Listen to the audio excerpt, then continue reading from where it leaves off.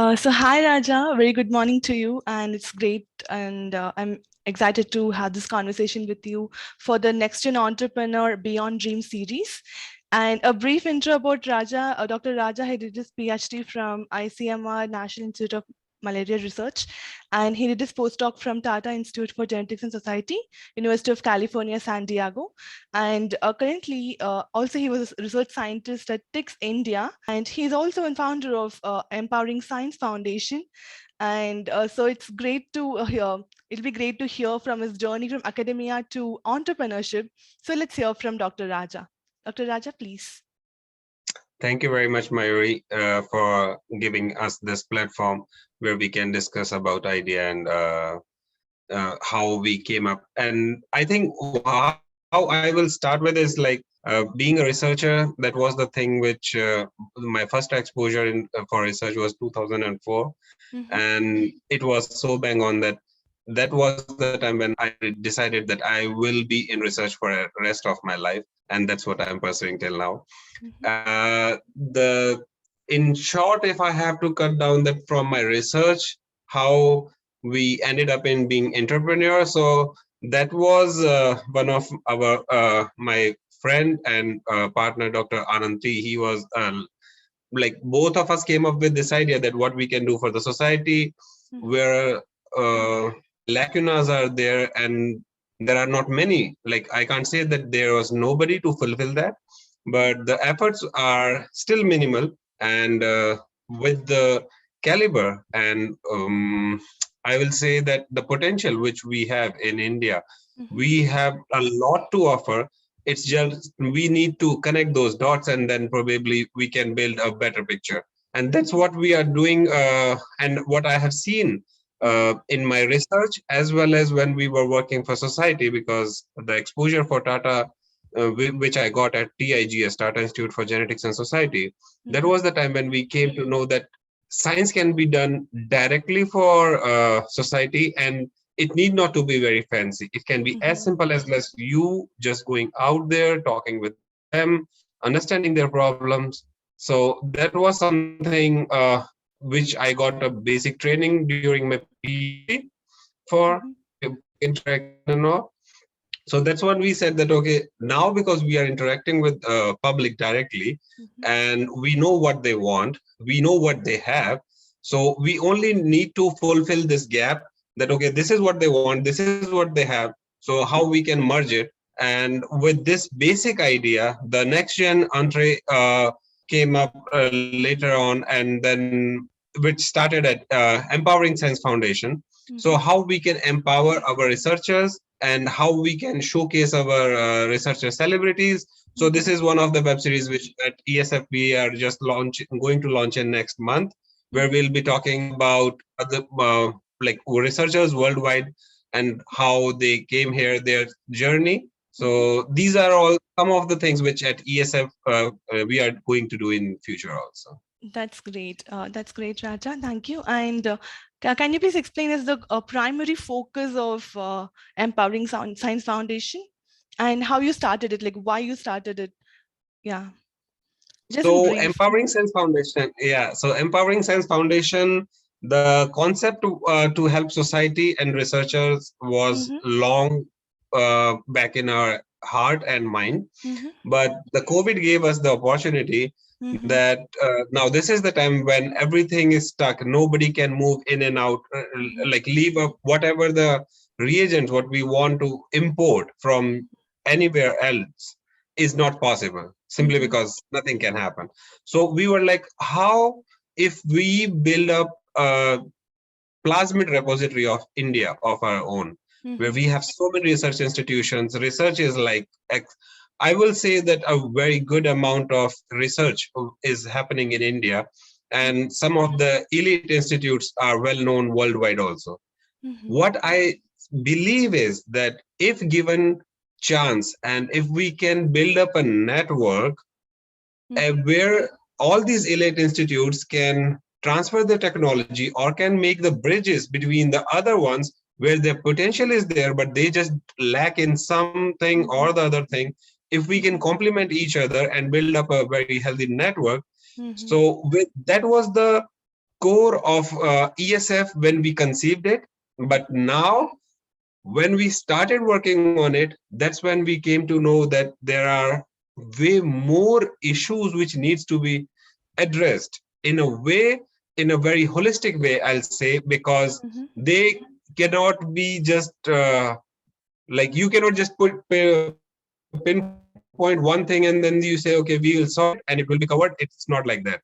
So Mhm. starting from the idea of making a plasmid repository in India, then we thought, okay, what researchers need, and then Mhm. why the researchers are not coming up very strong. Like you are seeing that there, for doctors there is a lot of competition, for engineers Yes. it's competition, but what Mhm. is the competition for researchers? Like Yes. why people don't want to come into this? True. That was one of the things. And Yeah. with this thing, we thought, okay, now where we should start this. So Empowering Sense Foundation has a vision that uh, we should go to schools, colleges, Mhm. where we can interact with students and give them the wings with Mhm. which they can fly, because they Mhm. have the potential. What they lack is the wing. So True. that was one of the vision as of now for ESF. And in short, what I will say is like this is creating a network not only for researchers who are pursuing research, but also for the future researchers. Mhm. So that's how we started it, and till now we are working on. That's great. That's great. Like giving a direction to the aspiring researchers, young researchers about their career and also the focus. It's really great. And can you please say us about the challenges which you had, like by initiating the process, or because as you mentioned, you started between the global pandemic, so that itself is a major challenge externally. But what were your other internal and other challenges in the Indian society for starting a startup? Initiating.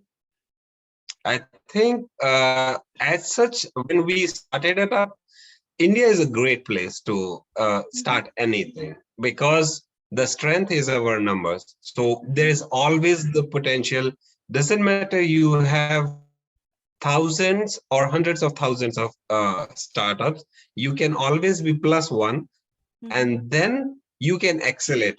In last 1 year only, so many from India, Mm-hmm. which means the startups who which just started with either a concept or within a room or within a cubicle of some place, or nowadays even people are starting up at a coffee shop also, Yes. and they just within a couple of months or year, now they are unicorn, they are Yes. getting the funding of millions and billions. So I feel the only challenge which I will say, but again, I will say, I will not say that as challenge. I will say that there is something which we had faced is, I don't know the reason behind that, but the collaboration Mm-hmm. which with we was expecting from the Mm-hmm. researcher community Mm-hmm. is a bit on a back foot, and we are still working on that, and we Mm-hmm. are very hopeful that one day we will build India as a network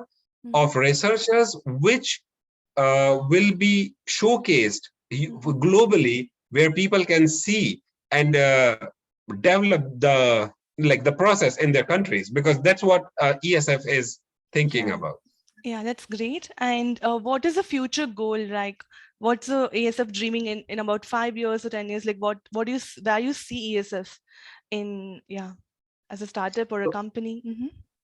So the ESF is basically a non-government, not-for-profit organization. Mm-hmm. So here the idea is just to create a platform where a person can approach if Mm-hmm. they want the guidance. Mm-hmm. So per se, if it is a student and they don't know and they want to get some more information, either specific or just vast, and just to Mm-hmm. know some of the needs of the researchers.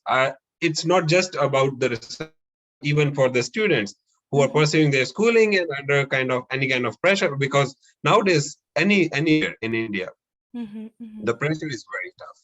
Yeah. So it gives a psychological pressure on kids, and Mm-hmm. in like keeping this in mind, we have included counseling for either it is researcher or the students, Mhm. with so that they can approach us and we can connect them to either therapists. It can be, psychiatrist, or it can be psychologist, whatever Mhm. it is required, the way they can relax and we can still keep them, because in past there were some unfortunate incidences where Mhm. people have either left because of any reason, they have Mhm. left the research field or they have done something which Mhm. was not supposed to be.